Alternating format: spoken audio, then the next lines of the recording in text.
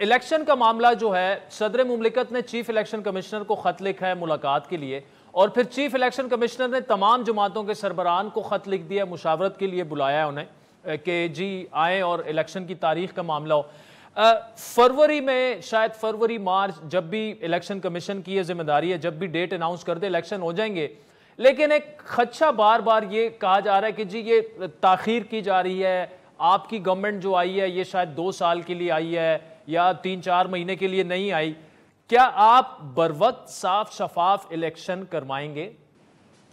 बिस्मिल्लाहिर्रहमानिर्रहीम। देखिए आदिल भाई, हमारा तो काम इलेक्शन की शफाफियत में इलेक्शन कमीशन की मदद कर रहा है।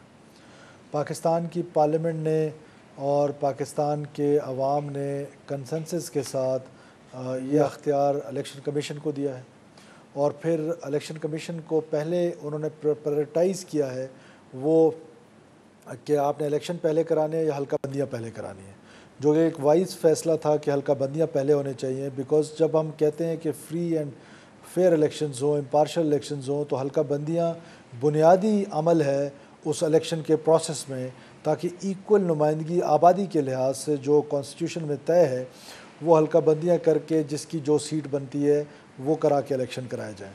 हमारी जहाँ तक हुकूमत का सवाल है, ना हमारी ख्वाहिश है कि ये इंटरम गवर्नमेंट जो है वो ज़्यादा अरसा चले। हमें जो ज़िम्मेदारी आइनी तौर पे दी गई है, कॉन्स्टिट्यूशन के तहत ओथ लेके हम यहाँ पे बैठे हैं। हम आपको हमारी ये कोशिश होगी कि इलेक्शन कमीशन ने डिसाइड करना है, हम उनकी मावनत करेंगे, उनकी मदद करेंगे।